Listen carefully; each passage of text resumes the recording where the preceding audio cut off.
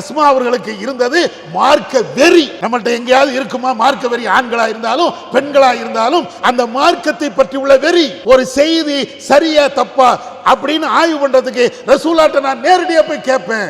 அது தனியும் குடிக்க மாட்டேன், படுக்க மாட்டேன், சாப்பிட மாட்டேன். நீங்க நம்மள்ட்ட இருக்குதா? ஒரு மார்க்க சட்டம் தெரியவில்லை, ஒரு மசாயில் பிரச்சனை நமக்கு அது தெரியல அப்படின்னா தெரியாம போட்டோம், அது தெரிஞ்சு நான் என்ன செய்ய போறேன் என்ற கேள்விதான் வருமே தவிர அஸ்மாவுடைய பதில் மாதிரி நம்மள்ட்ட இருந்து பதில் வராது. மார்க்க அறிவை தேடக்கூடிய அந்த விஷயத்துல நபி அவர்களுக்கு நான் உண்மையானவனாக நடப்பேன் என்ற அந்த விஷயத்துல அவங்கள்ட்ட இருந்த அந்த முஸ்லிம்கள்ட்ட இருந்த அந்த உணர்வு எங்க ஆண்களா இருந்தாலும் பெண்களா இருந்தாலும் நம்மள்ட்ட எங்க இருக்கிறது? அஸ்ஸலாமு அலைக்கும் வரஹ்மத்துல்லாஹி வபரகாத்துஹு. கண்ணியம் நிறைந்த எல்லாம் வல்ல ஏக இறைவனின் நல்லடியார்களே, இஸ்லாமியர்கள் அன்றும் இன்றும் என்ற ஒரு தலைப்பு எனக்கு வழங்கப்பட்டு இருக்கிறது. இந்த தலைப்பு ஏன் தந்திருக்கிறார்கள் என்றால், நம்முடைய ஈமானிய சிந்தனைகளையும் மறுமையை பற்றி உள்ள சிந்தனைகளையும் மறக்கடிக்கப்படாமல் இருக்க வேண்டும் என்றால் முன்னோர்களுடைய நல்லவர்களுடைய நபிமார்கள் நபி தோழர்கள் ஆகியோருடைய வரலாறுகளையும் அதே போன்ற இன்றைக்கு நம்முடைய சமுதாயம் எந்த அளவிற்கு ஈமானிய இஸ்லாமிய உணர்வுகளை விட்டு அப்பாற்பட்டு செல்கிறார்கள் என்பதனையும் தெரிந்து கொள்ள வேண்டும் என்பதற்குத்தான் இது போன்ற தலைப்பு எனக்கு வழங்கப்பட்டு இருக்கிறது. திருமறை குர்ஆனிலே கடந்த கால வரலாறுகளை இறைவன் நிறைய இடங்களில் நமக்கு சொல்லித் தருவான். குர்ஆனை நீங்கள் படித்து பார்த்தீர்கள் என்றால் இப்ராஹிம் நபியை நீங்கள் சிந்தனை செய்து பார்க்க வேண்டாமா? அவர்களுடைய வரலாறை நீங்கள் படித்து பார்க்க வேண்டாமா என்று இறைவன் கேட்பான். வதுகுர் ஃபில் கிதாபி இத்ரீஸ், இந்த வேதத்திலே இத்ரீஸ் நபி அவர்களை பற்றியெல்லாம் நாம் சொல்லி இருக்கிறோமே, அந்த வரலாறை நீங்கள் தெரியவில்லையா? மூசா நபியுடைய வரலாறு, நூஹ் நபியுடைய வரலாறு, ஆதா நபியுடைய வரலாறு, இது போன்று ஏராளமான நபிமாருடைய வரலாறுகள் அனைத்தையும் நாம் சொல்லி இருக்கிறோமே, இதையெல்லாம் நீங்கள் பாடமாக ஒரு படிப்பினையாக நீங்கள் படிக்கவில்லையா? திருமறை குர்ஆனில் பல்வேறு இடங்களிலே இவைகள் அனைத்தையும் நமக்கு சொல்லிக்கொண்டே இருக்கிறார். இதற்கெல்லாம் என்ன காரணம்? ஒரு மனிதனுடைய ஈமான் அதிகரிக்க வேண்டும் என்றால் நமக்கு முன்னால் வாழ்ந்த நல்லவர்களுடைய உண்மையான வரலாறுகளை பாடமாக படிப்பனையாக பெற வேண்டும். நமக்கு முன்னால் வாழ்ந்த நபிமார்கள் எவ்வளவு அற்புதமான தியாகங்களை செய்தார்கள், அவர்களோடு பயணித்த நபி தோழர்கள் எவ்வளவு உச்சகட்டமான ஈமானிய உணர்வோடு இருந்தார்கள். இவர்களை நாம் படிக்கின்ற பொழுது நம்முடைய ஈமான் எந்த அளவிற்கு தரம் தாழ்ந்து இருக்கிறது, குவாலிட்டி குறைவாக இருக்கிறது என்பதையெல்லாம் புரிந்து கொண்டு நம்முடைய ஈமானை அதிகரிக்கக்கூடிய ஒரு நிலைக்கு நாம் முன்னேறி செல்வோம். இதனால தான் திருமறை குர்ஆன் நெடுகிலும் பல்வேறு விதமான முன்னோர்களுடைய வரலாறுகளை, கெட்டவர்களுடைய வரலாறுகளையும் நல்லவர்களுடைய வரலாறுகளையும் நமக்கு சொல்லி தருகிறார்.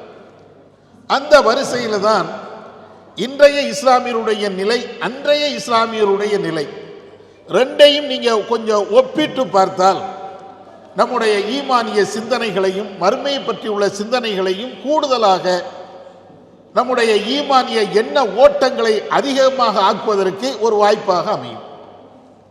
முதல்ல அன்றைய இஸ்லாமியருடைய நிலையை தெரிந்து கொள்வதற்கு முன்னால் நம்முடைய நிலையை முதலில் தெரிந்து கொள்வோமே. அன்றைய இஸ்லாமியருடைய நிலைகள் குர்ஆனிலும் சுன்னாவிலும் சொல்லப்பட்ட அந்த செய்திகளை நாம் அறியலாம்.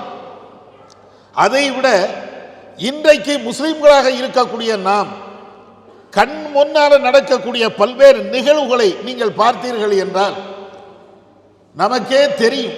இஸ்லாமிய சமூகம் எவ்வளவு பின்தங்கி இருக்கிறது, ஈமானிய விஷயத்தில், மறுமை பற்றி உள்ள விஷயத்தில், மார்க்கம் சம்பந்தமான விஷயங்களில் எவ்வளவு பின்தங்கி இருக்கிறார்கள் என்பதை இன்னைக்கும் தெரிந்து கொள்ளலாம். அதற்கு பெரிய எடுத்துக்காட்டெல்லாம் தேவையில்லை. நம்முடைய குடும்பத்தை நீங்கள் ஆதாரமாக எடுத்து பாருங்கள். ஒவ்வொருவருடைய குடும்பத்தையும் நீங்கள் ஆதாரமாக எடுத்துக்கொள்ளுங்கள். நம்மள எத்தனை பேர், எத்தனை குடும்பத்தை சார்ந்தவர்கள் ஐங்கால தொழுகைகளை கரெக்டாக பேணி வருகிறோம்? உங்களுக்கே தெரியும். சில நேரங்களில் தொழுவோம், சில நேரங்களில் தொழாம போயிடுவோம், சில நேரங்களில் தர்மம் கொடுப்போம், சில நேரங்களில் தர்மம் இல்லாமல் போயிடுவோம். இது எல்லாம் நம்முடைய குடும்பத்தில், அதாவது ஓரளவுக்கு இந்த மார்க்க பற்றோடு இருக்கக்கூடிய நம்முடைய குடும்பத்தில் மார்க்கம் என்றால் என்னவென்று தெரியாத எத்தனையோ முஸ்லிம்கள் இன்றைக்கும் வாழுகிறார்கள். உங்க கூட பணி செய்யக்கூடியவர்கள், உங்க கூட வேலை செய்யக்கூடியவர்கள், உங்களுடைய நண்பர்கள், இது போன்ற எத்தனையோ சகோதரர்கள் நம்முடைய இஸ்லாமிய மார்க்கத்தை சார்ந்தவர்களாக இருப்பார்கள்.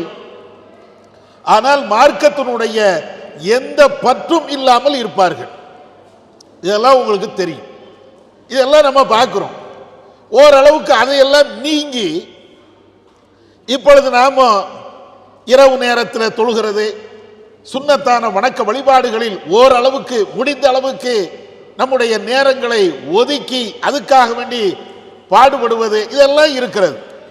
இப்படி இருக்கக்கூடிய நம்முடைய குடும்பத்தில் தான் சில நேரங்களில் தொழுகை இல்லை, சில நேரங்களில் தர்மம் கொடுப்பது இல்லை, சில நேரங்களில் பொய் என்ற அந்த தீமைகள் வந்து விடுகிறது, புறம் பேசுகின்ற அந்த தீமை வந்து விடுகிறது, 4 பேரை ஏசுகின்ற, 4 பேரை பேசுகின்ற, திட்டுகின்ற அந்த கலாச்சாரம் வந்து விடுகிறது, உறவுகளை ஒதுக்கி வெறுக்கக்கூடிய அந்த நிலைகள் வருகிறது.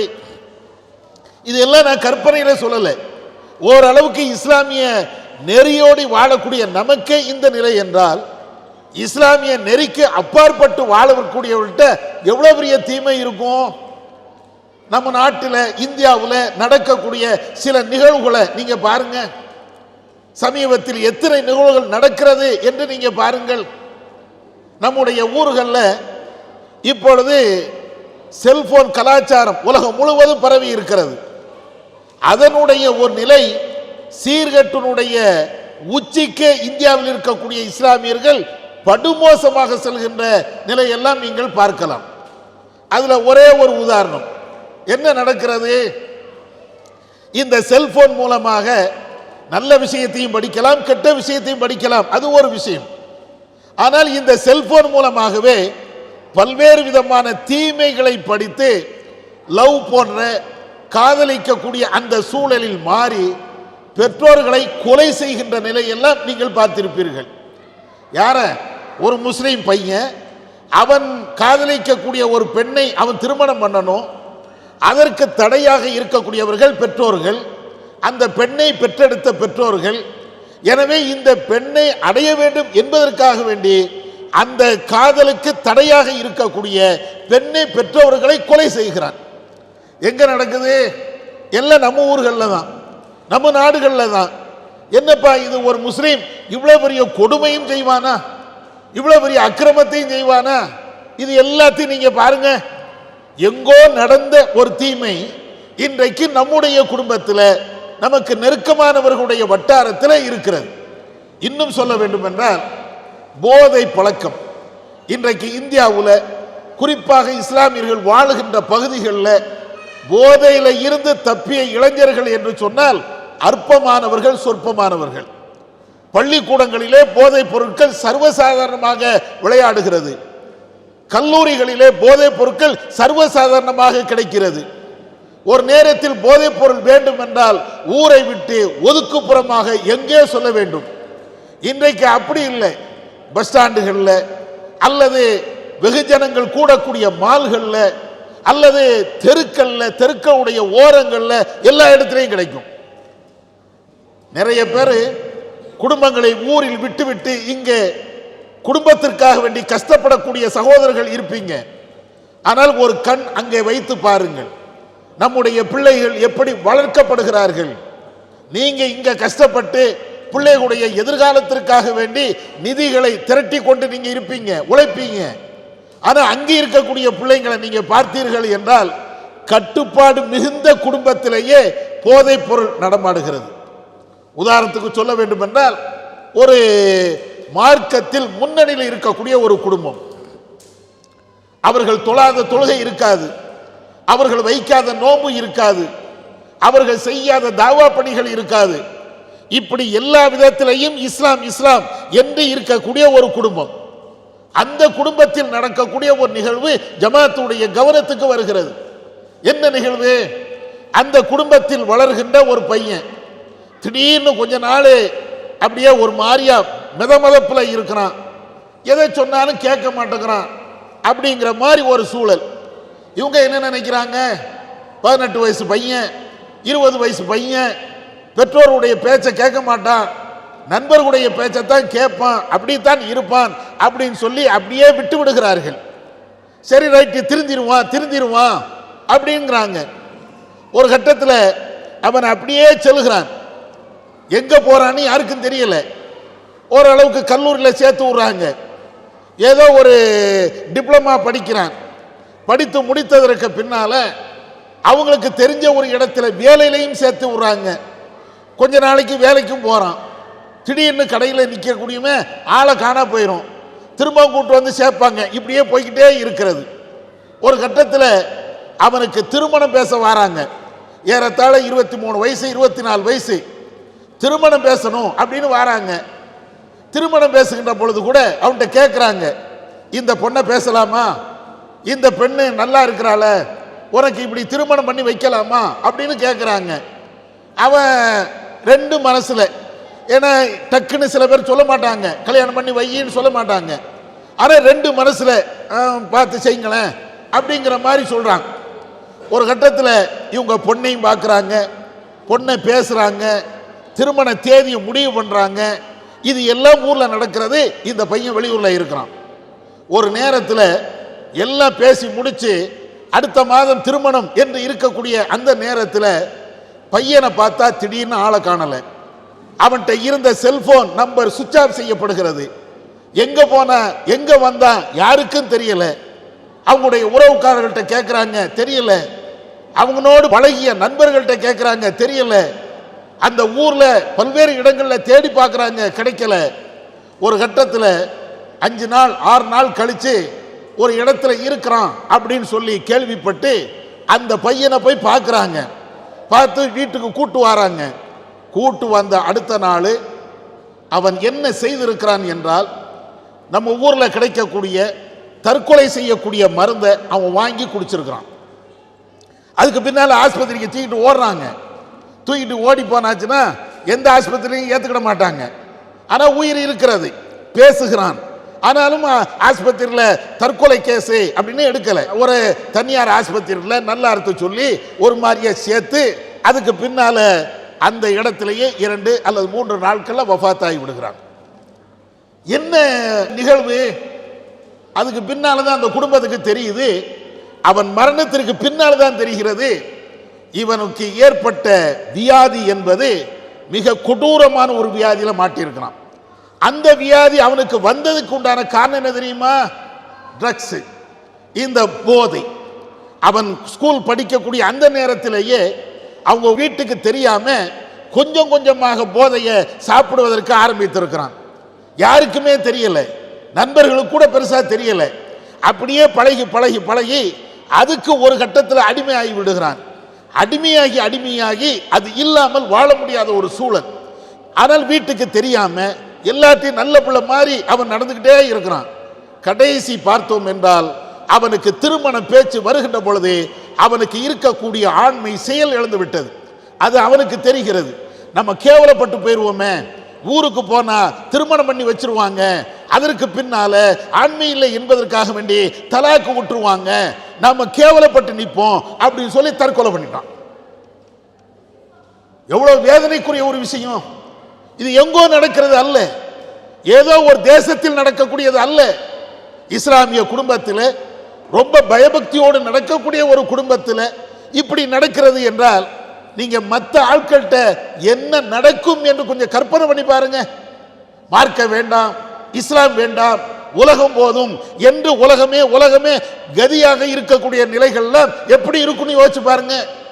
இன்றைக்கு அந்த குடும்பம் பையனையும் இழந்து என்ன செய்வது என்று தத்தளித்துக் கொண்டு இருக்கிறார்கள். இதுதான், இதெல்லாம் எதுக்கு சொல்லுகிறேன், இன்றைய இஸ்லாமியர்களுடைய நிலை இதுதான். அதுக்கு ஒரே ஒரு சான்று தான் இது. இதை மாதிரி ஏராளமான சான்றுகள் இன்றைக்கு நீங்கள் பார்க்கலாம். நம்முடைய குடும்பம், நம்முடைய பிள்ளைகள் எப்படி நடக்கிறார்கள் என்று நமக்கே அச்சமாக இருக்கிறது. நம்முடைய பிள்ளைகளை வார்த்து வளர்ப்பதற்கு அவ்வளவு சிரமமாக இருக்கிறது. எப்படி தப்பி போவான், எப்படி நேரான பாதைக்கு வருவான் தெரியல. நிறைய பெற்றோர்கள்ட்ட நீங்க பேசி பாருங்க, மனம் விட்டு பேசி பாருங்க. என்னுடைய பையனுக்கு 18 வயசு 20 வயசு, ஸ்கூல்ல கொண்டு போய் விடுறேன், கல்லூரியில் கொண்டு போய் விடுறேன், ஏதோ படிக்கிறான் அப்படின்னு நம்ம நினைக்கிறோம். ஆனால் பெற்றோருடைய உள்ளத்தில் அடி மனதில் ஒரு ஆழமான பயம் இருந்து கொண்டே இருக்கும். நல்ல பெற்றோர்களுக்கு என்ன பயம் இருக்கும்? நம்ம பிள்ளை நம்மளை விட்டும் வேற பாதைக்கு போயிடுவானோ, தருதலையாக போயிடுவானோ, கேடுகட்ட பாதையை தேர்ந்தெடுத்துவானோ அப்படிங்கக்கூடிய பயம் ஒவ்வொருடைய பெற்றோருடைய உள்ளத்தில் இருக்கும். ஒரு நேரத்தில் பொம்பளை பிள்ளையை வைத்திருக்கக்கூடியவர்கள் கவலைப்பட்டார்கள். ஒரு குடும்பத்தில் ஒரு பெண் இருப்பாள் என்றால் வயிற்றுல நெருப்ப கட்டுன அப்படின்னு பயந்தாங்க. இன்னைக்கு அப்படி அல்ல. நம்முடைய குடும்பத்தில் ஒரு ஆண் இருக்கிறான் என்றால் நாம தான் வயிற்றுல நெருப்ப கட்டிட்டு உட்கார்ந்துருக்க வேண்டியிருக்குது. ஏன்? செல்போன் கலாச்சாரம் எங்கேயே எடுத்துட்டு போகுது. செல்போன் இல்லை என்றால் அவனால் வாழ முடியல. அது எங்கேயோ அவனை கொண்டு போய்கிட்டே இருக்கிறது. எல்லா இடத்திலையும் செல்போனுக்கு அடிக்ட் ஆகாத ஒரு இளைஞனை நீங்கள் பார்க்கவே முடியாது. ஊர்ல நீங்க பாருங்க, 2 பேர் பைக்ல போவான், 2 பையங்க, வயசு பையங்களை நான் சொல்றேன், ஃப்ரெண்ட் வீல் அப்படியே தூக்குவானுவ, இவ்வளவும் சேட்டை பண்ணிட்டு போறான். கடைசி பக்கத்தில் இருக்கக்கூடிய ஒரு பெரியவர், எப்பா ஒழுங்கா போனானடா, ஏன்டா இப்படி சேட்டை பண்றீங்க அப்படிங்கிறான். உடனே பைக்கை நிப்பாட்டு தான் 3 பேரை இறங்குறான், பலார்னு அடிக்கிறான். யார? இந்த ஆளை. இது யாரு? நான் முஸ்லீம்கள் அல்லாதவர்களை சொல்லல, நம்ம முஸ்லீம் இஸ்லாமிய பையங்களை சொல்றேன். எங்க போயிட்டு இருக்கான், இறங்கி அடிக்கிறாங்க. பக்கத்தில் இருக்கிறவன என்னடா ஏன்டா அடிக்கிற? அவர் எப்படி எங்களை கேட்கலாம்? ஒழுங்கா போன்னு சொன்னது இவனுக்கு தப்பான். எப்ப ஒழுங்கா போட, பைக்ல உளுந்து செத்து போயிடுவடா அப்படின்னு சொன்னது இவனுக்கு தப்பா பட்டுடுச்சு. இறங்கி அந்த பெரிய மனிதரை அடிக்கிறார்கள் என்றார். அதுக்கப்புறம் பக்கத்தில் இருக்கக்கூடியவங்கன்னா போடான்னு விரட்டி விடுறாங்க. இதெல்லாம் எங்க? இஸ்லாமியர்கள் பெருவாரியாக வாழக்கூடிய பல்வேறு ஊர்களில் நடக்கக்கூடிய நிகழ்வுகள். இது கற்பனையாக நான் சொல்லல. நம்முடைய எதிர்கால தலைமுறைகள் எதை நோக்கி செல்கிறது என்று யாருமே புரிந்து கொள்ள முடியல. இன்னைக்கு முஸ்லிமுடைய நிலையை இப்படித்தான். பெற்றோர்கள் கவனிப்பது இல்லை, கவனித்தாலும் அவருடைய பேச்ச பிள்ளைகள் கேட்பது இல்லை. அவர்களுக்கு தேவையான காசு பணம் எல்லாம் கிடைக்கிறது. ஒரு நேரத்தில் நாம சிறு பிள்ளையா இருக்கும் போது சாப்பிடுவதற்கு வழி இல்லாமல் இருந்தோமே, அந்த மாதிரி நிலை இன்னைக்கு கிடைக்காது. இன்னைக்கு அவனுக்கு தேவையான உணவுகள் அனைத்தும் கிடைக்கிறது. பிஸ்ஸா வேணுமா, மந்தி வேணுமா, அரபு நாட்டுடைய உணவு வேணுமா, எல்லாம் அவனுக்கு அவனுடைய வீட்டில் கிடைக்கிறது. நாம சிறு பிள்ளையா இருக்கும் போது பழைய சோறு கூட கிடைக்காது. வீட்டில் அவ்வளவு பெரிய வறுமை, வீட்டில் அவ்வளவு பெரிய கஷ்டம். 1-2 பேர் தான் செல்வந்தர்களாக இருப்பார்கள். ஆனால் இன்றைக்கு அவன் நினைத்த மாதிரி பிரியாணி வேண்டுமா, பிரியாணி சாப்பிடுகிறான். அவனுக்கு நெய்ச்சோறு வேண்டுமா, நெய்ச்சோறு சாப்பிடுகிறான். இந்த உணவு எதுவுமே எனக்கு தேவையில்லை, ஹோட்டல் உணவு தான் வேண்டும் என்றால் ஹோட்டல்ல போய் சாப்பிடுறான். ஊர் நிறைவெல்லாம் நீங்க பாருங்க, எல்லா ஹோட்டலும் நிறைஞ்சு இருக்கும். யாருனால? நம்முடைய சமூகம் தான். நம்முடைய சமூகம் இல்லாத ஒரு இடத்தை நீங்க ஊர்ல நீங்க பார்க்கவே முடியாது. அதுவும் குறிப்பாக இளைஞர்கள் இல்லாத ஒரு ஹோட்டலை நீங்க பார்க்க முடியாது. உடனே செல்ஃபி எடுப்பான். ஒரு தண்ணி குடிச்சாலும் செல்ஃபி, வேற எது எடுத்தாலும் செல்ஃபி, உடனே இப்படி போய்கொண்டே இருக்கிறது. இதெல்லாம் எங்க கொண்டு போய் விடும்? இந்த கலாச்சாரங்கள் எங்க கொண்டு போய் நம்மளை நிறுத்தும்? மார்க்க சிந்தனைகள் இல்லை, பள்ளிவாசலை நிரப்பக்கூடிய இளைஞர்கள் இல்லை, மார்க்க அறிவுகள் பெற்ற பல்வேறு விஷயங்களை தெரிந்து கொண்ட அது போன்ற பக்குவமிக்க இளைஞர்கள் உருவாகவில்லை என்றால் ரொம்ப மோசமான ஒரு நிலைக்குத்தான் தள்ளப்படும். இப்பதான் நம்மளுக்கு இந்த நிலை தேவைப்படுது. முஸ்லிம்கள் நிறைய பேர் இந்த மாதிரி மோசமான வழிகளை தேர்ந்தெடுத்து சென்று கொண்டே இருக்கிறோம். இப்பதான் நமக்கு எது தேவை என்றால், நபியுடைய காலகட்டத்தில் நபி தோழர்கள் எவ்வளவு அற்புதமான இளைஞர்களாக இருந்தார்கள். அவருடைய வாழ்க்கையில் அவர்கள் கடைபிடித்த ஒழுக்கங்கள் என்ன, அவர்கள் மேற்கொண்ட இஸ்லாமிய சிந்தனைகள் என்ன, இதை கொஞ்சம் வரலாற்றை கொஞ்சம் புரட்டி பாருங்க. அப்பதான் நம்ம பிள்ளைகளை எப்படி வளர்க்கதும் தெரியும், நாம எப்படி நல்ல நிலையில போவது அப்படிங்கிறதும் தெரியும். நாம கரெக்டா இருந்தா நம்ம பிள்ளைகளை ஓரளவு கொண்டு போலாம் தானே. ஜாபிர் இப்னு அப்துல்லா ஒரு நபி தோழர், அதிகமான ஹதீஸ்களை அறிவிக்கக்கூடிய ஒரு நபி தோழர், ஏராளமான தியாகத்துக்கு சொந்தமான ஒரு நபி தோழர். அவர்களுடைய ஒரே ஒரு வரலாறு நீங்கள் தெரிந்து கொள்ளுங்கள். நபியுடைய காலகட்டத்தில் தியாகத்திற்கு பேர் போனவர்கள் ஏராளமானவர்கள் இருக்கிறாங்க.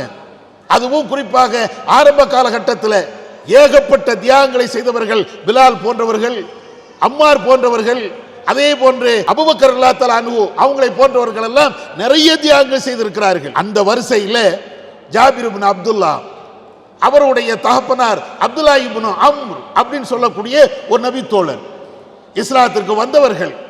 அவர்களுடைய குடும்ப வரலாறு என்பது நாம ஒவ்வொரு ஆளும் கடைபிடிக்கக்கூடிய அற்புதமான ஒரு முன்மாதிரி குடும்பம் என்று சொல்லலாம்.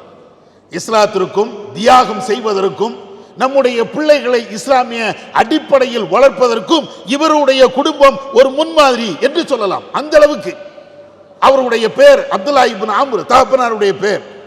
முதல்ல இஸ்லாத்துக்கு வருகிறார்கள், குடும்பத்தோடி வருகிறார்கள்.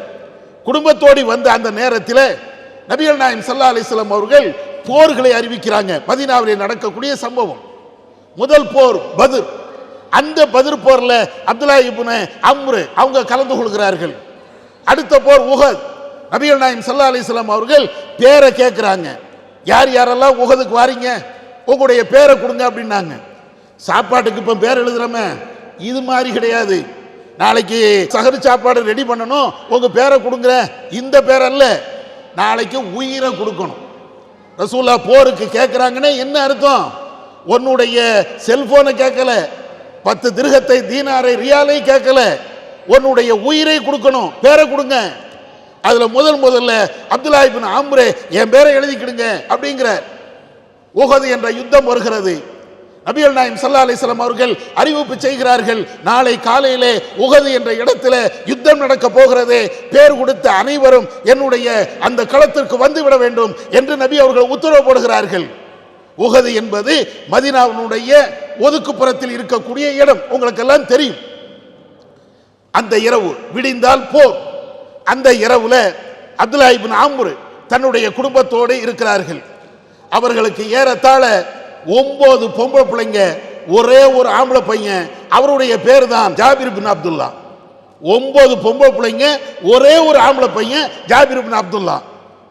அப்துல்லா இப்னு அம்ர் இரவு நேரத்தில் தன்னுடைய மகன் ஜாபிரை கூப்பிடுறாங்க, ஜாபிரே, உன்னிடத்தில் நான் ஒரு வசியத்தை செய்ய வேண்டி இருக்கிறது, ஒரு செய்தியை சொல்ல வேண்டி இருக்கிறது அப்படிங்கிறாங்க. ஜாபிர் பெரிய ஆள் கிடையாது, சின்ன பிள்ளை தான், ஒரு 17 வயசு 18 வயசு அது மாதிரி நிறைந்த ஒரு குழந்தை தான். அவரை கூப்பிட்டு அப்துல்லா இப்னு அம்ர் சொல்றாங்க, நாளைக்கு நடக்கிறது போர், அந்த போரிலே முதலாக ஷஹீதாக கொல்லப்படக்கூடியவராக நான் இருக்க வேண்டும் என்று ஆசைப்படுகிறேன். தன்னுடைய பிள்ளைகிட்ட அவங்க சொல்றாங்க, முதல்ல இந்த போர்ல கொலை செய்யப்படக்கூடியவர்களாக நான் இருக்க வேண்டும் என்று ஆசைப்படுகிறேன். இறைவன் நாடினால் என்னுடைய ரூஹு போய்விடும், நான் கொலை செய்யப்பட்டு விடுவேன். இப்ப ஏன் அதை சொல்கிறேன் என்று தெரியுமா? நீ எனக்கு இருக்கக்கூடிய ஒரே ஒரு ஆம்பளை பிள்ளை, எனக்கு ஏறத்தாழ 9 பொம்பளை பிள்ளை இருக்கிறது. அந்த பொம்பளை பிள்ளைகளை கரை சேர்க்க வேண்டிய பொறுப்பு உனக்கு இருக்கிறது. அடுத்து 2வது, எனக்கு ஏராளமான கடன்கள் இருக்கிறது, அந்த கடனை அடைக்க வேண்டிய பொறுப்பும் உனக்கு இருக்கிறது. நான் இறந்து விடுவேன், நான் சென்று விடுவேன், இந்த 2 பொறுப்பையும் உன்னுடைய தலையில் நான் கட்டுகிறேன் என்று சொல்லிவிட்டு போருக்கு செல்கிறார்கள். அடுத்த நாள் மிக கொடூரமாக அந்த போர்க்களத்திலே சின்ன பின்னமாக சிதைக்கப்படுகிறார்கள் அப்துல்லா இப்னு அம்ர். ஒரு கட்டத்தில் போர்க்களத்தில் இறந்து விட்டார்கள் என்றால் அவருடைய ஜனாசாவை அந்த போர்க்களத்திலேயே அடக்கம் செய்யப்படணும். அந்த எந்த இடத்தில் இறந்தார்களோ அந்த களத்திலேயே அந்த கொலை செய்யப்பட்ட ஷஹீதாக்கப்பட்ட அத்தனை பேரும் அடக்கம் செய்யப்படணும்.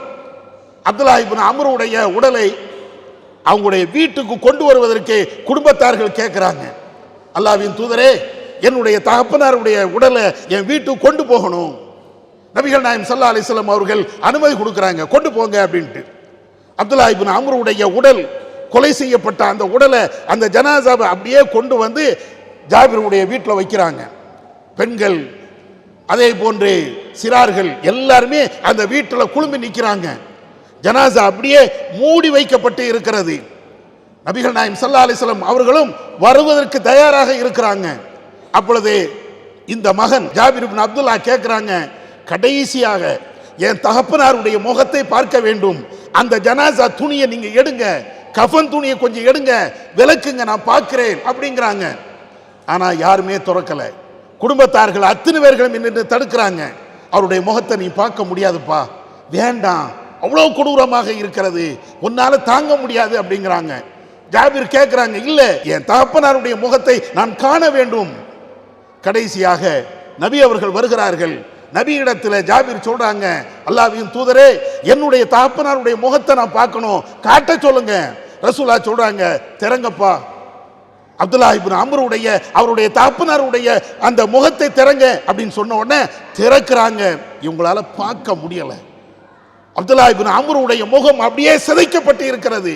அந்த காட்சியை அவங்களுடைய சகோதரி, அப்துல்லாவுடைய சகோதரி பார்த்துட்டு ஓன்னு அழுகிறாங்க. கடுமையான சத்தம்.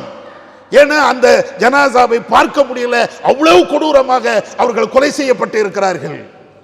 கடைசி ரசூலுல்லாஹ் சொன்னாங்க, சகோதரர்களே, நீங்கள் கண்ணீர் விட்டு அழுதாலும் தெரிந்து கொள்ளுங்கள், இந்த அப்துல்லா இப்னு அம்ருடைய உடலுக்கு வானவர்கள் தங்களுடைய ரெக்கைகளை விரித்துக் கொண்டு நிழலிட்டுக் கொண்டே இருக்கிறார்கள், நீங்கள் கவலைப்படாதீர்கள். அதற்கு பின்னால அப்துல்லா இப்னு அம்ருடைய உடல் அப்படியே கொண்டு போய் உஹதுல அடக்கம் செய்யப்படுகிறது. எப்படி இருக்குன்னு யோசிச்சு பாருங்க. ஒரு 17 வயசு 18 வயசு பையன் இந்த நிலையை அவர் எப்படி எதிர்கொண்டு இருப்பார்? நம்மளுடைய பிள்ளைகளாக இருந்தால் துடிதுடித்து போயிருப்பாங்க. தகப்பன் இல்லை, தாய் இல்லை, பிள்ளைகளை பராமரிப்பதற்கு யாரும் பொறுப்பாளர்கள் இல்லை. சரி, ஒரு கோணத்தில் பெற்றோர்கள் சொத்து சேர்த்து வைத்து விட்டு சென்றார்கள் என்றால் அதுவும் இல்லை, எதுவுமே இல்லை. இவ்வளவு பெரிய குடும்ப சுமையை ஜாபிர் இப்னு அப்துல்லா அவங்க அப்படியே எடுக்கிறாங்க. எடுத்த அந்த சகோதரர், அவங்களுடைய வரலாறு நீங்க பார்த்தீர்கள் என்றால் புகாரி, முஸ்லிம் போன்ற நூற்களில் இன்றைக்கும் பதிவு செய்யப்பட்டு இருக்கிறது. அதற்கு பின்னால் அவங்களுடைய குடும்பத்தினுடைய ஒட்டுமொத்த பாரத்தையும் ஜாபிர் அப்படியே தூக்குறாங்க. கொஞ்ச நாள் போகுது. கொஞ்ச நாள் போன உடனே முதல் நெருக்கடி வருகிறது. என்ன நெருக்கடி? ஏற்கனவே தகப்பனாருக்கு பல ரூபாய் கடன்கள் இருக்கிறது. அந்த கடனை கொடுத்தவர்கள் ஜாபிருடைய வீட்டுக்கு வருகிறார்கள். ஜாபிரே, உன் தகப்பனார் இறந்துட்டார், எங்களுக்கு தெரியும், அவர் எங்களுக்கு இவ்வளவு பெரிய கடனை எல்லாம் தர வேண்டி இருக்கிறது, நீ தான் அவருடைய வாரிசு, அந்த கடனை தாருங்கள் என்று கேட்கிறாங்க. ஜாபிர் வந்து அவகாசம் கேட்கிறாரு. சரிதாங்க, நான் சின்ன பிள்ளை, இன்னும் எனக்கு உழைக்கக்கூடிய சம்பாதிக்கக்கூடிய அந்த பருவம் வரல, கொஞ்சம் பொறுங்க, நான் எப்படியாவது அடைச்சிடுறேன் அப்படிங்கிறாங்க. போயிடுறாங்க. திரும்பவும் கொஞ்ச நாள் கழியுது. திரும்பவும் வராங்க. ஜாபிர்கிட்ட கேட்கிறாங்க, கடனை திரும்பத்தா அப்படின்னு கேட்கிறாங்க. மீண்டும் இவர் அவகாசம் கேட்கிறாரு, கொடுக்க மறுத்துட்டாங்க. கடன்காரர்கள், கடனை கொடுத்தவர்கள் ஜாபிருடைய வீட்டுக்கு டெய்லி வந்து கடனை தா, கடனை தா, திரும்பித்தா, திரும்பித்தா என்று கேட்க இவருக்கு ஒண்ணுமே வழி இல்லை. ரசூலாட்ட வாராங்க, அல்லாஹ்வின் தூதரே, என்னுடைய தகப்பனார் உஹது போர்க்களத்தில் கொலை செய்யப்பட்டு விட்டார்கள், 9 பொம்பளை பிள்ளைங்க கடனை வைத்து விட்டு இறந்து விட்டார்கள், இப்பொழுது கடன்காரர்கள் என்னை கடுமையாக நெருக்கிறார்கள், நீங்கள் வேண்டுமானால் எனக்காக வேண்டி பரிந்து பேசுங்கள், சிபாரிசு சொல்லி கொஞ்சம் அவகாசம் கேட்டு வாங்கித்தாங்க. ரசூலுல்லாஹ்ட்ட சொன்ன உடனே நபி அவர்கள் யார் யாரெல்லப்பா கேட்குறாங்க. இன்னென்ன ஆட்கள் கடன் கொடுக்க வேண்டி இருக்கிறது. ரசூலுல்லாஹ் அவங்களை எல்லாத்தையும் கூப்பிடுறாங்க.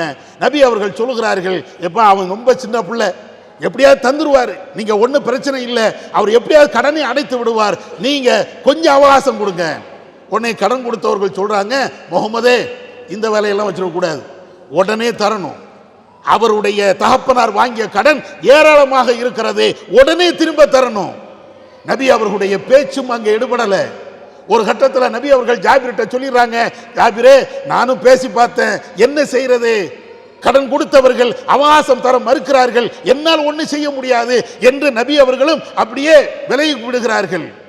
அதற்கு பின்னால ஜாபிர் அவர்கள் இன்னும் கொஞ்சம் அவகாசம் வாங்கினாங்க, அதுவும் நிக்கல. கடைசியாக நபியிடத்தில் வந்து மீண்டும் முறையிடுறாங்க, அல்லாஹ்வின் தூதரே, என்னால தாங்க முடியல, கடன் தொல்லை, இந்த பிரச்சனை தலைக்கு மேல் வெள்ளமாக பாய்கிறது, என்னால் என்ன செய்வது என்று தெரியல. அப்பதான் நபி அவர்கள் சொன்னார்கள், உங்களுக்கு என்று ஒரு நிலம் இருக்கிறது, சின்ன தோட்டம் இருக்கிறது, அதுல பேரித்தம்பளம் இருக்குதா என்று ரசூலா கேட்கிறாங்க. ஆமையா ரசூலல்லாஹ், அது என்ன கொஞ்சம் தானே, அதை வச்சு நாங்க என்ன செய்ய முடியும்? அப்ப ரசூலா சொல்றாங்க, ஜாபிரே நீ எனக்கு முன்னால போ, உன்னுடைய தோட்டத்தில் இருக்கக்கூடிய பேரித்தம்பங்களை எல்லாத்தையும் குவியல் குவியலாக கொஞ்சம் கொஞ்சமா நீ வை, நான் வருகிறேன் என்று ரசூலா சொல்றாங்க. அல்லாஹ்வுடைய தூதர் அங்கே போறாங்க, போய் துவா செய்யறாங்க. துவா செய்து விட்டு நபி அவர்கள் ஜாபிர்கிட்ட சொல்றாங்க, ஜாபிரே உன்னுடைய தகப்பனாருக்கு யார் யாரெல்லாம் கடன் கொடுத்தார்களோ அவர்கள் அத்தனை நீங்க கூட்டு வாருங்கள் என்று சொன்ன மாத்திரத்திலேயே அவர்கள் கூட்டு வருகிறார்கள். நபி அவர்கள் சொல்கிறார்கள், எவ்வளவு கடன் உண்டோ அதற்கு ஈடாக பேரித்தம்பழத்தை அள்ளுங்கள், உங்களுக்கு தேவையான அனைத்து பேரித்தம்பழங்களும் நீங்க எடுத்துட்டு போங்க. எடுக்கிறாங்க எடுக்கிறாங்க எடுக்கிறாங்க. நபி அவர்களுடைய துஆவின் காரணத்தினால், இறைவன் செய்த பரக்கத்தின் காரணத்தினால் அத்தனை கடன்காரர்களும் அவர்களுக்கு எவ்வளவு வேண்டுமோ அத்தனை எடுத்துக்கொண்டு போயிட்டாங்க. கடைசி ஜாபிர் அவங்க சொல்லுவாங்க, நான் முதல்ல எவ்வளவு குமிச்சு வச்சேனோ அது அப்படியே இருந்தது, நான் குமிச்சு வச்ச அந்த பேரித்தம்பழத்தில் இருந்து கொஞ்சம் கூட குறையல, எல்லாருடைய கடனும் தீர்ந்தது. கடன் அடைச்சாச்சு. அதற்கு பின்னாடி 9 பிள்ளைகளையும் கட்டி கொடுக்கணுமே, அதுக்கு என்ன செய்யறது? இவருக்கும் வயசு போய்கிட்டே இருக்குது, இவரும் கல்யாணம் பண்ணணுமே, என்ன செய்யறது? கல்யாணம் பண்றார். கல்யாணம் பண்ணிட்டு கல்யாணம் பண்ண புதுசிலேயே டக்குன்னு போருக்கும் போறார். அவர் மாதிரி ஒரு தியாகிய வரலாற்றில் நீங்க பார்க்க முடியாது. கல்யாணம் பண்ண அந்த காலகட்டத்திலேயே போருக்கும் போறார். போருக்கு போயிட்டு அவர் வேகமா திரும்பி வருகிறார். நபி அவர்கள் ஜாபிர்கிட்ட கேட்கிறாங்க, ரசூலா ரொம்ப தமாசாவும் பேசுவாங்க, என்ன ஜாபிரே ரொம்ப வேகமா போறிய என்னப்பா அப்படின்னு கேட்குறாங்க ரசூலா.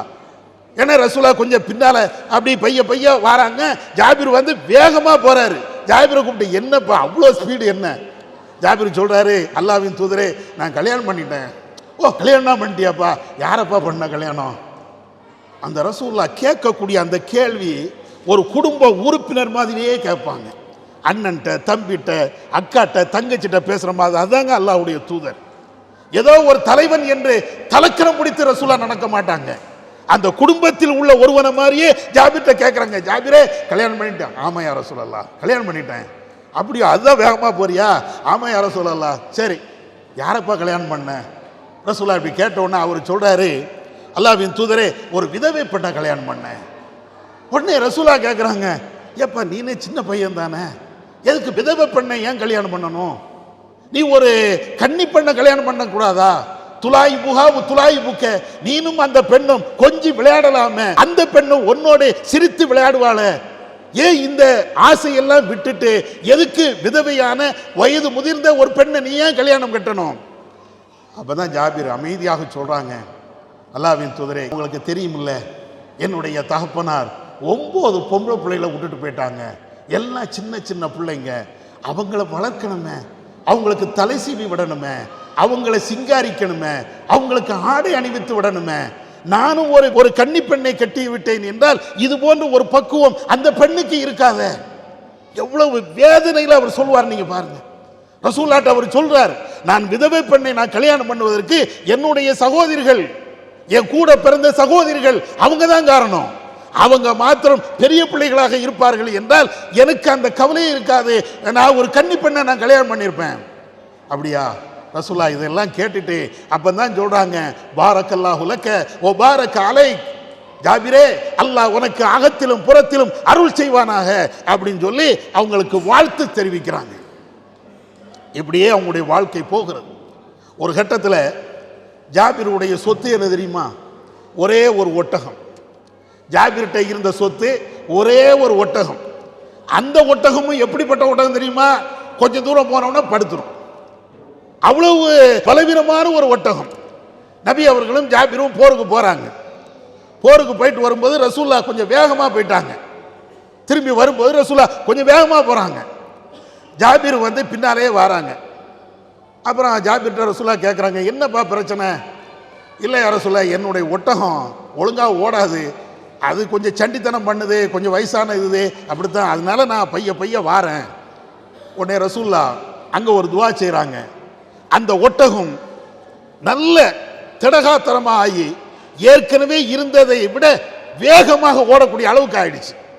வேகமாக ஓடுது. எந்த அளவுக்கு என்றால் ரசூலா துவா செஞ்சதற்கு பின்னாடி அந்த ஒட்டகம் ரசூலாவுடைய ஒட்டகத்தை எல்லாம் தாண்டி வேகமாக போகுது. ஒன்று ஜாபிரும் ரசூலாவும் பார்த்துக்கிட்டு ரசூலா கேட்குறாங்க, ஜாபிரே இந்த ஒட்டகத்தை வேணா எனக்கு விலைக்கு தந்துடுறியா அப்படின்னு கேட்குறாங்க. ஏற்கனவே சண்டி ஒட்டகம், அது நொண்டி ஒட்டகம், ஒன்றும் ஓடாது. ரசூலாவுடைய துவாவினால அது போய்கிட்டே இருக்கிறது. இப்போ நல்லா இருக்கிறது. ரசூலா அதை கேட்குறாங்க, ஜாபிரே இந்த ஒட்டகத்தை நீ என்கிட்ட தந்துடுறியா விலைக்கு? இந்த ஹதீஸ் அறிவிக்கும் போது ஜாபிர் சொல்கிறாரு, ரசூலா இப்படி கேட்ட உடனே எனக்கு வெக்கம் தாங்கவே முடியலை. ஏன், ஏற்கனவே அது ஒழுங்கான ஒட்டகமாக இருந்தால் சரி விற்கலாம் அப்படின்னு சொல்லலாம். நானே அது உதவாக்கிற ஒட்டகம்னு வச்சுட்டு இருக்கிறேன். அதை போய் ரசூலா நம்மள்கிட்ட கேட்குறாங்களே, எனக்கு வெக்கமாக இருக்குது அப்படின்னு ரசூலாட்ட. இல்லைப்பா விலைக்கு தந்துறேன். ஒரு கட்டத்தில் சரி யார சொல்லலாம், நீங்கள் கேட்குறீங்க விலைக்கே நான் தந்துடுறேன் அப்படின்னு போகிற வழியிலேயே வியாபாரமும் முடிஞ்சாச்சு. நேராக மதீனாவுக்கு போகிறாங்க. போன உடனே ஜாபிர் வந்து அந்த ஒரு ஒட்டகத்தை ரசூலாட்ட ஒப்படைச்சிட்டு தெருவில் நடந்து போகிறாங்க. இருந்த ஒரு ஒட்டகத்தையும் கொடுத்துட்டு தெருவில் அப்படியே நடந்து போகிறாங்க. அப்படி போகக்கூடிய அந்த நேரத்தில் ஜாபிருடைய மாமா பார்க்குறாங்க, எப்பா போருக்கெல்லாம் போயிட்டு வந்துட்டியா? ஆமாம் போயிட்டு வந்துட்டோம்மா. உன் ஒட்டகத்தை எங்கப்பா? அதான் வித்துட்டானே. உடனே அவரு கோவம் வந்துருச்சு.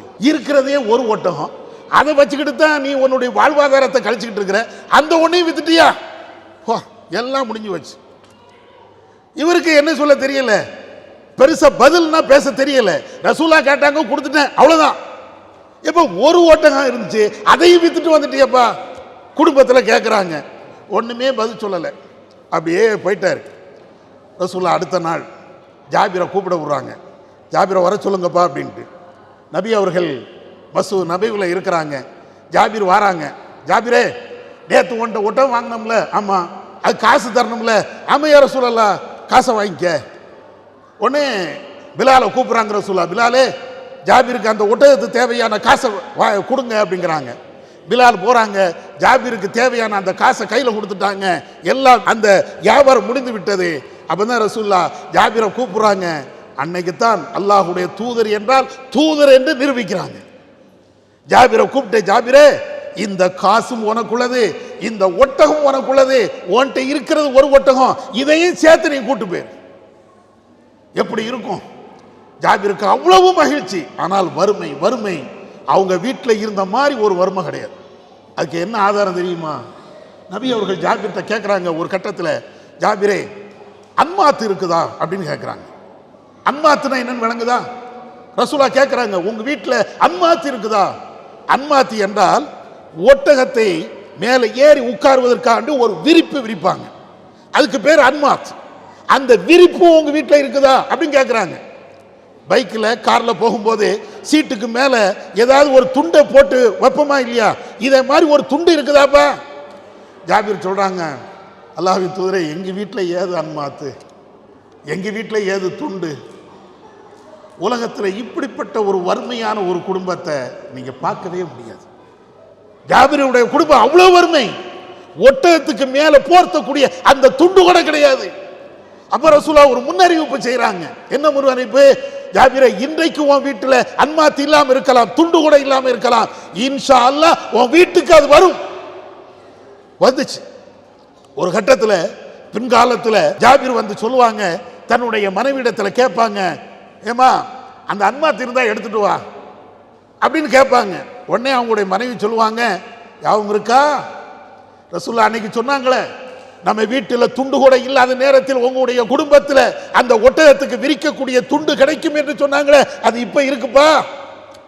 மனைவி அவங்களும் அவ்வளவு அற்புதமான ஒரு பெண். ஜாபிருக்கு அவங்களுக்கு ஏத்த ஒரு பெண்ணுன்னு சொல்லுவோம்ல, அத மாதிரி இப்படியே அவங்களுடைய குடும்பம், அவங்களுடைய வாழ்வு அப்படியே போகிறது. தர்மம் கொடுக்கிறதுல சளைத்தவர் கிடையாது. ஜாபிருடைய வரலாறு நீங்கள் படித்தீர்கள் என்றால் இவ்வளவு வறுமையிலையும் தர்மத்திற்கு அவர்களை மிஞ்சுவதற்கு இன்னொரு ஆள் கிடையாது.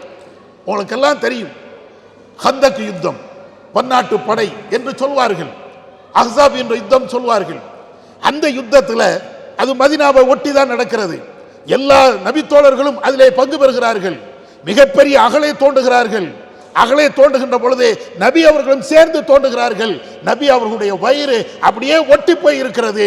ஜாபிர் பார்க்கிறாங்க, அல்லாஹ்வுடைய தூதர் சாப்பிட்டு சில நாட்கள் ஆகிவிட்டது, அவர்களுக்கு பசி கடுமையாக இருக்கிறது அப்படின்னு நினைத்து விட்டு தன்னுடைய மனைவிட்ட வாராங்க, ரகசியமா வாராங்க.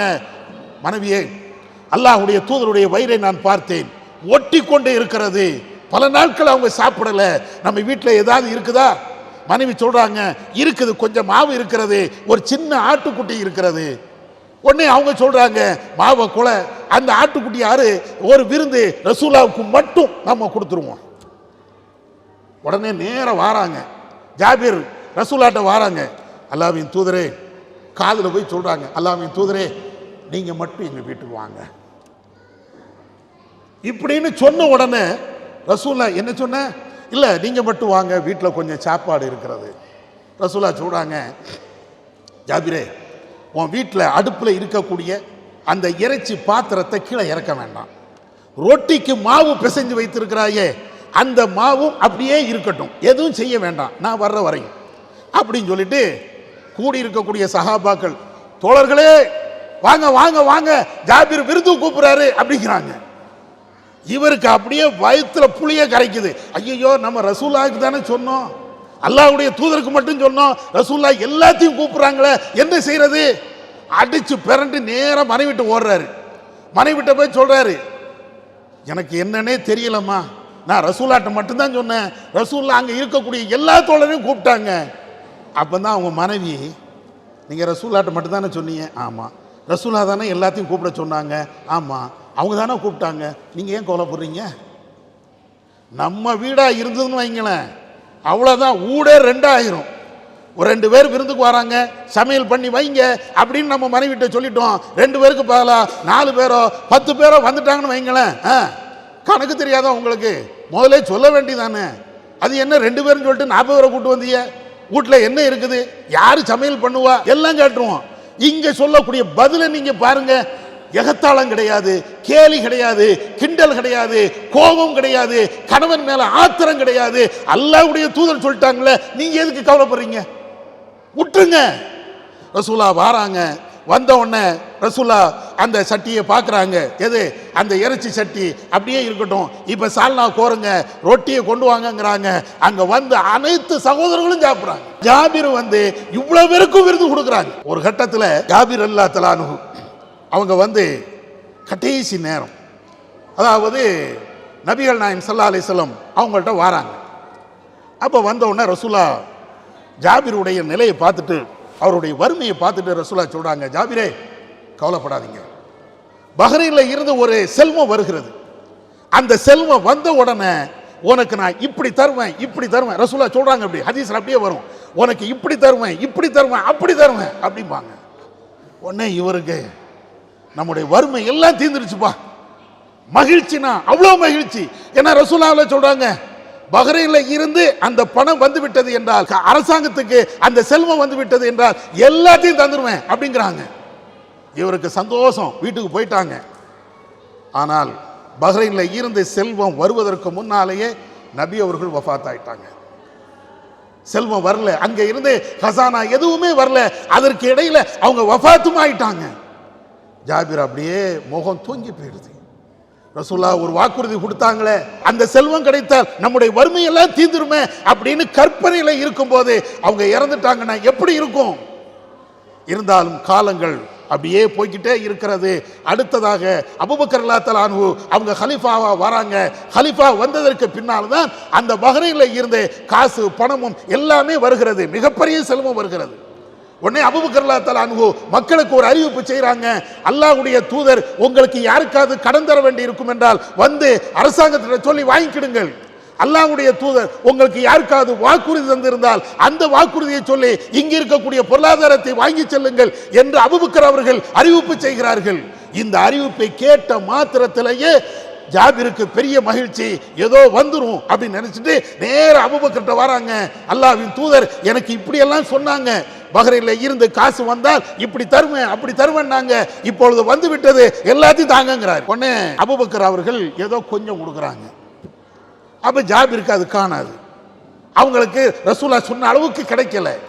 உடனே அதை வாங்கிட்டு போயிடுறாங்க. திரும்பவும் ஜாபிர் வந்து அபூபக்கர்ட்ட வராங்க, ரசூல்லா எனக்கு இப்படியெல்லாம் வாக்குறுதி கொடுத்தாங்க, நீங்க என்ன தாரீங்க? இன்னொரு ஹதீஸ்ல எதுவுமே கொடுக்கலன்னு வருது. மூணாவது தடவை வராங்க. ஜாபிருக்கு கடுமையான ஒரு கோபம்.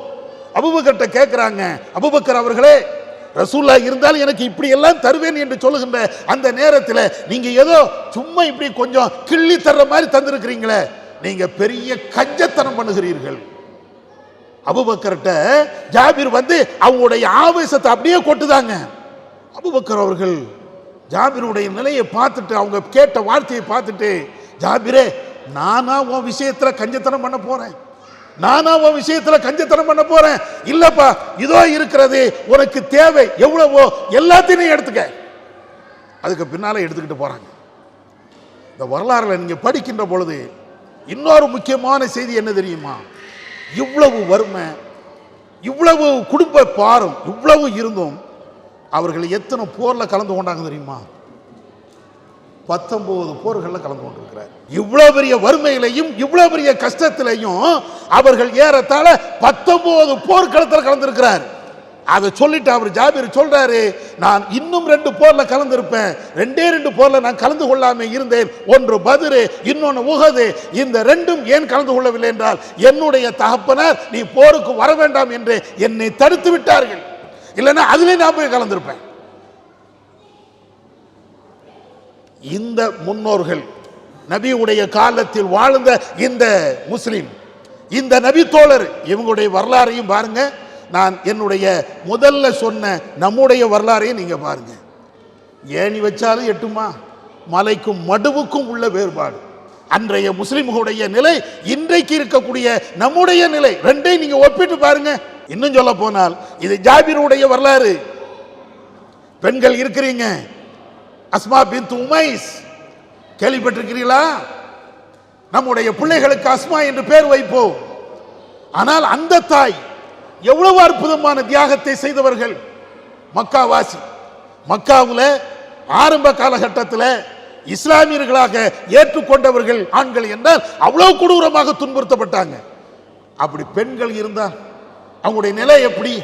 அந்த முஹாஜிரி பெண்கள்ல ஒரு பெண்ணு தான் அஸ்மா. நபிகள் நாயகம் ஸல்லல்லாஹு அலைஹி வஸல்லம் அவர்கள் இந்த அஸ்மா அவர்களை சார்ந்த இன்னும் சில பேருக்கு நீங்க ஹிஜ்ரத் செய்து வெளிநாடுகளுக்கு செல்லுங்கள் என்று நபி அவர்கள் சொல்லிட்டாங்க. போறாங்க. அப்படி போகின்ற பொழுது கப்பல் வழியாக போறாங்க. கடல் வழியாக கப்பல்ல ஏறி அப்படியே போய்கிட்டே இருக்கிறாங்க.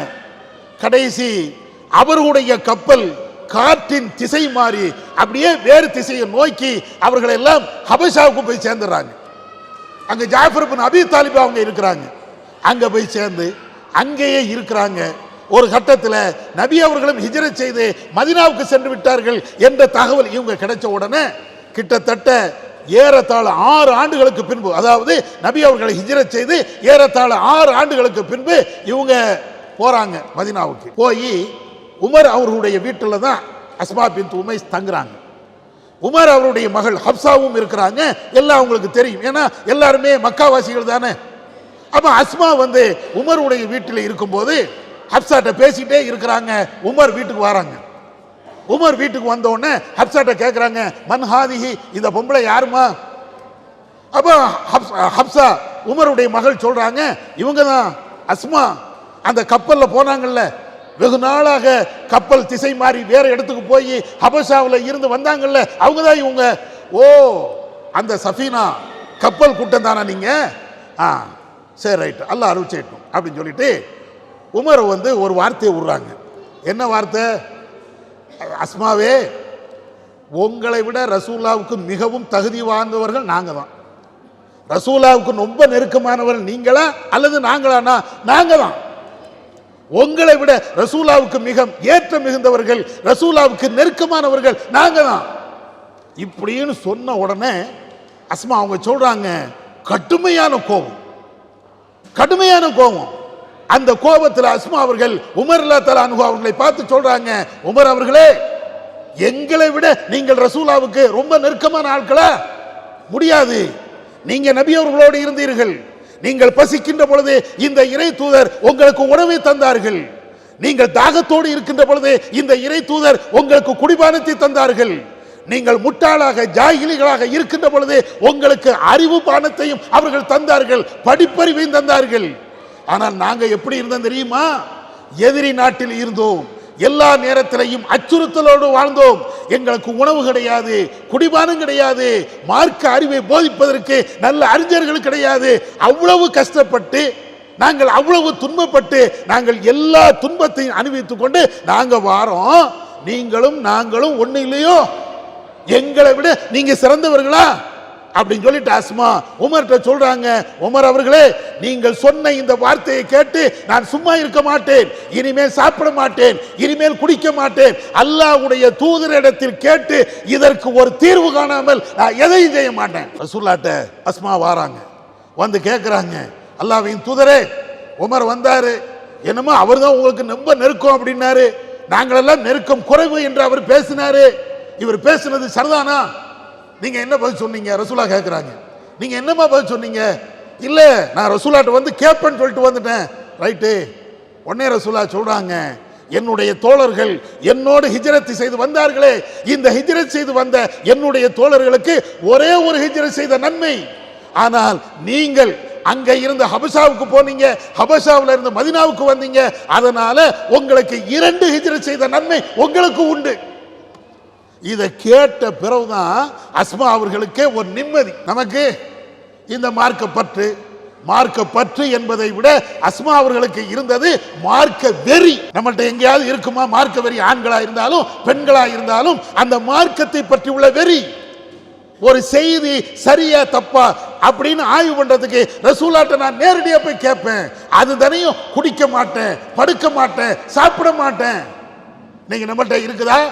ஒரு மார்க்க சட்டம் தெரியவில்லை, ஒரு மசாயில் பிரச்சனை நமக்கு அது தெரியல அப்படின்னா தெரியாம போட்டோம், அது தெரிஞ்சு நான் என்ன செய்ய போறேன் என்ற கேள்விதான் வருமே தவிர அஸ்மாவுடைய பதில் மாதிரி நம்மள்ட்ட இருந்து பதில் வராது. மார்க்க அறிவை தேடக்கூடிய அந்த விஷயத்தில் நபி அவர்களுக்கு நான் உண்மையானவனாக நடப்பேன் என்ற அந்த விஷயத்தில் அவங்கள்ட்ட இருந்த அந்த முஸ்லிம்கள்ட்ட இருந்த அந்த உணர்வு எங்க? ஆண்களாக இருந்தாலும் பெண்களாக இருந்தாலும் நம்மள்ட்ட எங்கே இருக்கிறது? இப்பதான் யோசிச்சு பார்க்கணும். இந்த வரலாறுகள் நாம கொஞ்சம் கொஞ்சமாக படிப்பது, இதை போன்ற வரலாறுகளை நாம தெரிந்து கொள்வது, நாம இன்னும் திருந்தணும். சஹாபாக்கள் மாதிரி நம்ம மாற முடியாது, ஒரு காலத்திலே மாற முடியாது. நபி அவர்கள் சொல்லிவிட்டார்கள். அதே நேரத்தில் அவர்களுடைய வரலாறுகளை, அந்த நபிமார்களுடைய வரலாறுகளை படிக்கின்ற பொழுது ஈமானிய சிந்தனை கொஞ்சமாவது கூடாதா? மார்க்க அறிவை பெறணுங்க. நம்ம எவ்வளவு மார்க்கத்தை படிக்கிறோமோ அதே போலதான் நம்முடைய பிள்ளைங்க படிப்பாங்க. அதற்கு என்ன செய்யறது? குறைஞ்சபட்சம் இந்த நோம்புக்கு கூடுறோம், அது இரவு நேரத்தில் இது போன்ற 1-2 பயானுக்கு வருகிறோம், இதோடு முடிஞ்சிருச்சு.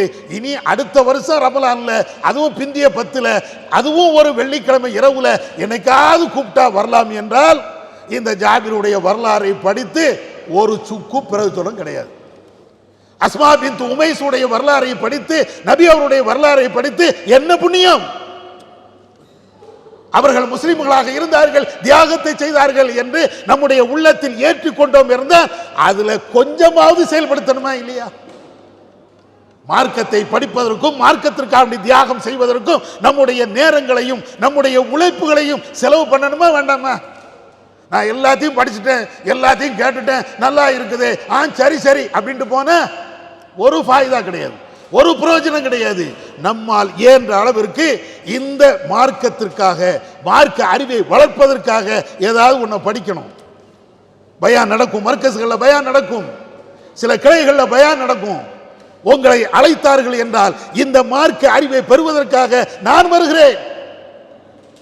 இந்த இஸ்லாமிய மார்க்கத்தில் இருந்து கொண்டு இறைவனுக்காக இறை தூதர் காட்டி தந்த வழியின் அடிப்படையில் இந்த வேலையை நான் செய்ய வரேன். எத்தனை பேர் வேலை செய்ய வரோம்?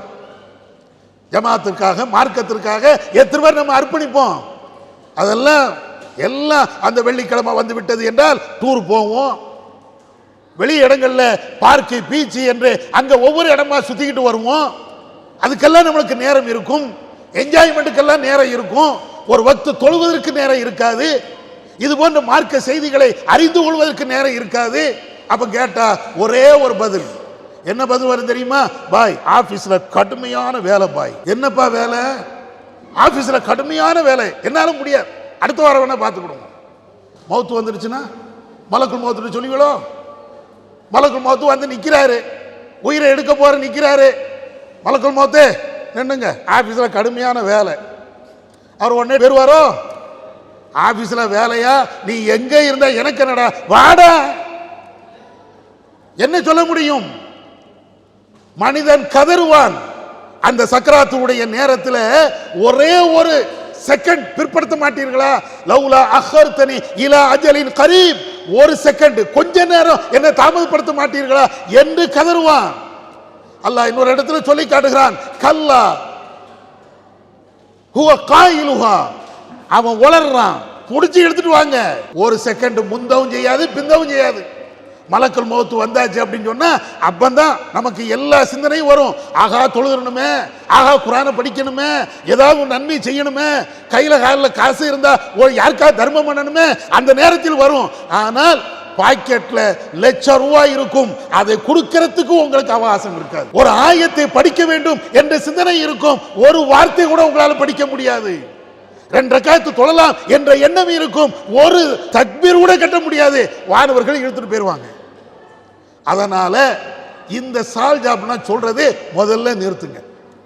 எனக்கு ஆபீஸ்ல வேலை, அங்க டியூட்டி, இங்க டியூட்டி, எனக்கு ஓட்டி வேற பார்க்க வேண்டி இருக்குது, வேலைக்கு முடிச்சுட்டு வந்தா ரூம்ல வந்து படுக்கிறதா எனக்கு நேரம் அப்படின்னு நீங்க நினைத்தீர்கள் என்றால் நம்மை நாமே ஏமாத்திக் கொள்கிறோம். நம்ம இப்படி ஏமாத்துறதுனால அல்லாவுக்கு எந்த கேடும் கிடையாது, நமக்கு தான் நஷ்டம். எல்லாம் நம்ம உலகத்தில் வாழ்ந்துடலாம், அப்படி பேரலாம் இப்படி பேரலாம். கூட இருந்த ஆளு இறந்து போன கதைகள் நீங்க பார்க்கலையா? உங்க கூட இருந்த ஆட்கள் தானே, உங்க கூட வேலை செய்தவர்கள் தானே. எத்தனை பேர் நம்மோடு இருக்கிறாங்க, எத்தனை பேர் அவங்களுடைய வாழ்க்கையை முடிச்சுட்டு மன்னரை நோக்கி போய்கொண்டே இருக்கிறார்கள். இதெல்லாம் நம்மளுக்கு தெரியலையா? இதுதானே நாளைக்கு நமக்கும்.